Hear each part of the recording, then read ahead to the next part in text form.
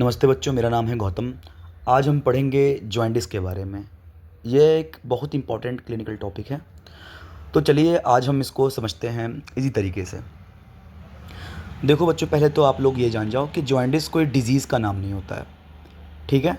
Jaundice एक clinical sign है, मतलब एक सिम्टम है जिसमें पेशेंट्स की स्किन स्क्लेरा स्क्लेरा क्या होता है भैया? ये आँखों का जो सफ़ेद हिस्सा होता है ना, इसको स्क्लेरा कहते हैं।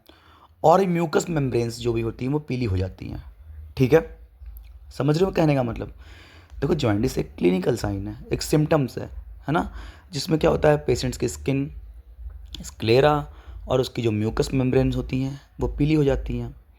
अब ये पीली कैसे होती हैं? ये पीला कलर आता कहाँ से है?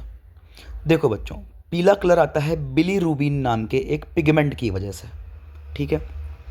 अब आप लोग के मन में आएगा, ये पिगमेंट क्या है भाई? ये पिगमेंट कहाँ से आ गया? ठीक है।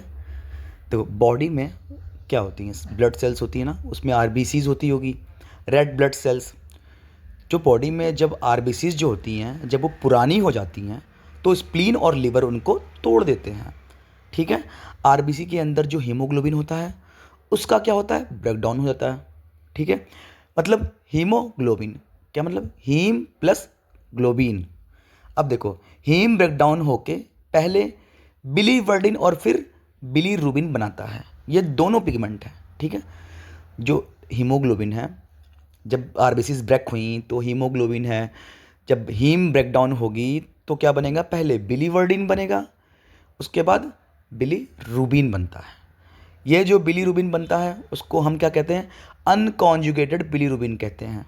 ठीक है। ये वाटर सॉल्युबल नहीं होता है और ब्लड में एल्ब्यूमिन के साथ बाइंड होकर लीवर तक ट्रेवल करता है। मतलब ये पानी में घुलता नहीं है।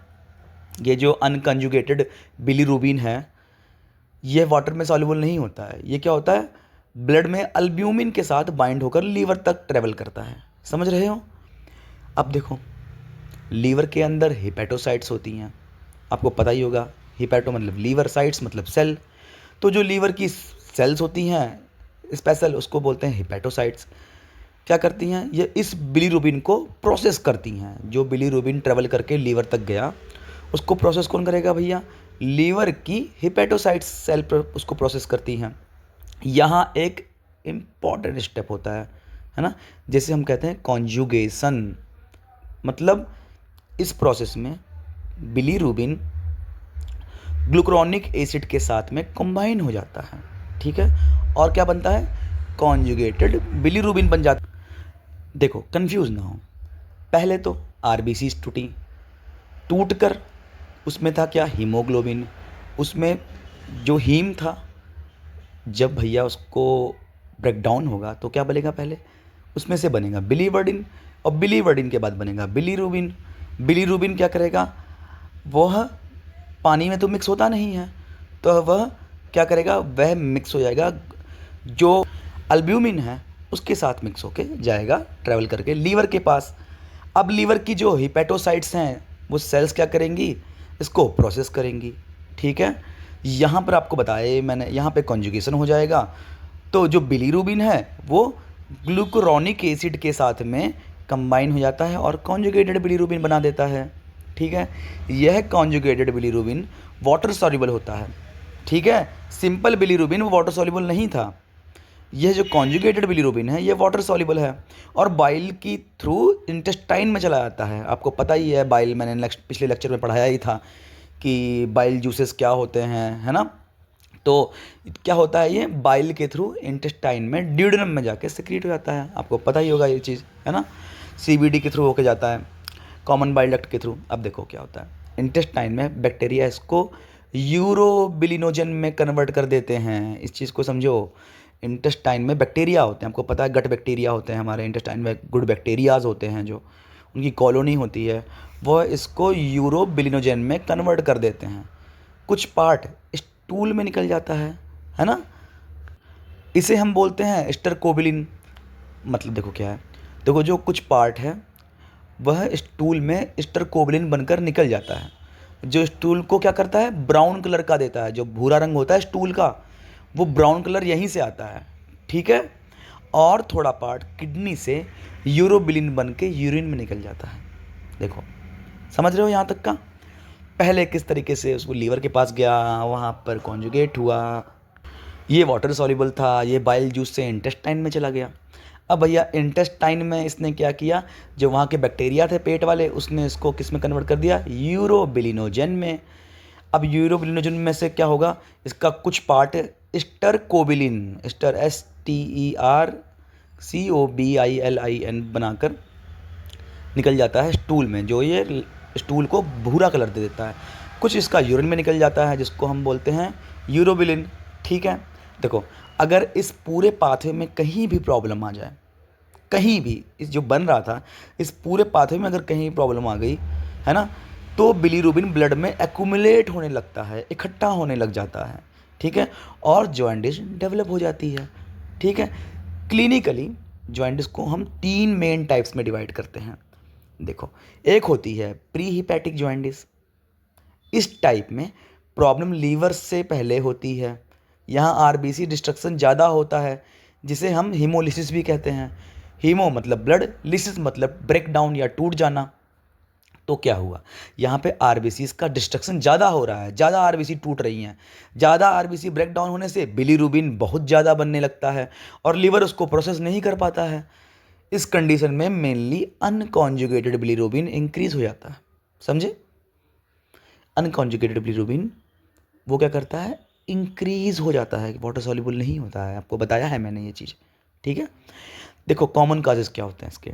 हीमोलिटिक एनीमिया, एक एनीमिया मतलब पता ही है आपको, जब भैया आरबीसी टूट रही हैं, मर रही हैं, तो वैसे ही खून की कमी हो जाएगी, तो इसमें एनीमिया लगा दिया। दूसरा मलेरिया, मलेरिया में पता है आपको प्लाज्मोडियम वाइवॉक्स, प्लाज्मोडियम फैल्सीवेरम क्या करता है भैया, आरबीसी टूटने लगती हैं, मरने लगती हैं, है ना। और क्या चीज़, ट्रांसफ्यूज़न रिएक्शन, मान लो ब्लड ट्रांसफ्यूज़ किया, वहाँ पे कोई रिएक्शन हो गई खून चढ़ाते वक्त, है ना, तो भी ऐसा हो सकता है। अब देखो क्लिनिकल क्लू क्या है, यूरिन का कलर हमें यूजुअली इसमें नॉर्मल होता है, क्योंकि अनकॉन्जुगेटेड बिलीरुबिन वाटर सॉल्युबल नहीं होता, आपको पता ही है ये चीज़, मैंने बताई है। कॉन्जुगेटेड जो होता है वो वाटर सॉल्युबल होता है, वो पानी में मिक्स होकर निकल जाएगा पेशाब में। तो जो ये वाला होता है हिपैटिक वाला, प्री हिपैटिक वाला, प्री मतलब पहले, हिपैटिक मतलब लीवर से पहले जॉइंटिस, मतलब लीवर में दिक्कत नहीं है, ये दिक्कत पहले ही है, लीवर तक पहुंचने से पहले ही दिक्कत कुछ हो चुकी है। ठीक है, अब हम बात करेंगे हिपैटिक जॉइंटिस की भैया। जैसा कि आप नाम से समझ सकते हो, इस टाइप में प्रॉब्लम लीवर सेल्स के अंदर होती है। लीवर की जो हिपैटोसाइट्स होती हैं, बिलीरुबिन को जो प्रॉपरली प्रोसेस करती हैं, बताया था मैंने अभी, वो इसको प्रोसेस नहीं कर पाती हैं बिलीरुबिन को। यहाँ कॉन्जुगेशन और एक्सक्रीशन दोनों डिस्टर्ब हो जाता है भैया। ठीक है, दोनों ही डिस्टर्ब हो सकते हैं। कॉमन काजेस क्या होते हैं इसमें, viral hepatitis, alcoholic liver disease, दरुआ है कोई बहुत बड़ा दारूबाज है ना, लीवर सिरोसिस, मैंने लास्ट लेक्चर में पढ़ाया भी है इसको, और ड्रग इंड्यूस्ड लीवर इंजरी, कोई ड्रग ले रहे हैं, कोई मेडिसिन खा रहे हैं, नशा कर रहे हैं या कुछ भी, उसके वजह से कोई इंजरी हो गई लीवर को, उसकी हिपैटोसाइट्स डिस्ट्रॉय हो गई, तो वो प्रोसेस नहीं कर पा रही हैं बिलीरुबिन को, तो भाई आप समझ सकते हो फिर क्या दिक्कत हो सकती है।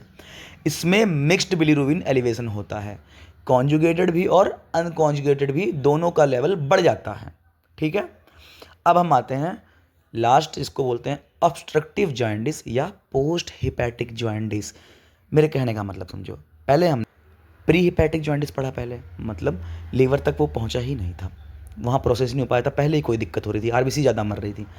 दूसरा हमने पढ़ा हिपैटिक जॉइंटिस, मतलब लीवर तक बिलीरुबिन पहुंच चुका है, पर लीवर में ही कोई दिक्कत हो गई है, उसकी सेल्स डिस्ट्रॉय हो गई हैं, हेपेटोसाइट्स प्रोसेस नहीं कर पा रही हैं। तीसरा है पोस्ट हिपैटिक जॉइंटिस, मतलब अब लीवर की आगे की कहानी, लीवर ने तो प्रोसेस कर दिया सारा कुछ, सब कुछ काम कर दिया अपना, है ना, उसको मतलब अनकॉन्जुगेटेड से कॉन्जुगेटेड बना दिया। ठीक है, अनकॉन्जुगेटेड से कॉन्जुगेटेड बिलीरुबिन बना दिया, लेकिन आगे दिक्कत आ गई। अब इस टाइप में प्रॉब्लम लीवर के बाद होती है, यानी कि बाइल डक्ट में कोई ऑब्स्ट्रक्शन, मतलब कोई रुकावट। यहाँ लीवर बिलीरुबिन बना तो देता है, लेकिन बाइल इंटेस्टाइन तक पहुँच ही नहीं पाती। इस बात को हमेशा दिमाग में रखना आप लोग। यहाँ लीवर ने क्या किया, बिलीरुबिन बना दिया भैया, ठीक है ना, लेकिन भाई वो इंटेस्टाइन आँत तक जा ही नहीं पा रही है। आपको पता होगा लीवर के नीचे होता है गॉल ब्लैडर में सिस्टिक डक्ट निकल रही है, लीवर से आ रही है हिपैटिक डक्ट, दोनों मिलती हैं तो बनाती हैं common bile duct. Common bile duct कहाँ जाती है? एम्पुला ऑफ वेटर, पता है ना, जहाँ से पैंक्रियाटिक डक्ट आ रही है वहाँ से मिलकर फिर निकलती है ड्यूडेनम में। वहाँ पे एक दरवाज़ा होता है, उसका नाम होता है स्फिंक्टर ऑफ ओडाई, है ना, वहाँ से निकलती है। अब मान लो भाई यहाँ पर कोई रुकावट हो गई, वो रुकावट कुछ भी हो सकती है, वो रुकावट हो सकती है कौन सा? पैंक्रियाटिक जो हेड होता है वहाँ का कैंसर।